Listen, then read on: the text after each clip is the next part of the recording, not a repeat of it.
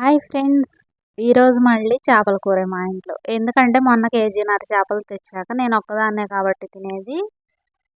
ఒక 4 పీసెస్ తీసి డీప్ ఫ్రిడ్జ్లో గడ్డ కట్టించుకున్నా. ఇంక ఈరోజు అయితే మా హస్బెండ్ చేపలు తినరు కాబట్టి ఆయనకేమో సాయి పెసరపప్పుతో పప్పు, నాకేమో చేపల పులుసు వండుకోవడానికి ప్రిపేర్ చేసుకుంటున్నా. చూడండి, ఈ విధంగా గడ్డ కట్టింది. అయినా ఫిష్ ఆ రోజు ఫ్రెష్గా వండుకున్నంత టేస్ట్గా ఇలా గడ్డ కట్టించినవి అంత టేస్ట్ ఏమీ అనిపించలేదు నాకు. అంటే టేస్ట్గానే ఉంది, ఆ రోజు వండుకున్నంత టేస్ట్ అయితే ఈరోజు రాలేదు. చూడటానికి మాత్రం చాలా యమ్మీగా ఉంది. ఇంకెక్కడైతే మా హస్బెండ్ కోసం సాయి పెసరపప్పుతో పప్పు అయితే పోపు పెట్టేశాను.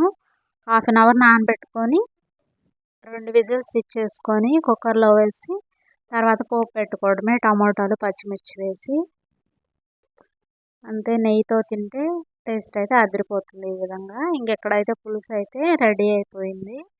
ఇంకా ముక్కలు వేసిన తర్వాత 10 నిమిషాలు మాత్రమే పట్టింది ఉడకడానికి. టేస్ట్గానే ఉంది కానీ మొన్నటి అంత టేస్ట్ అయితే లేదు.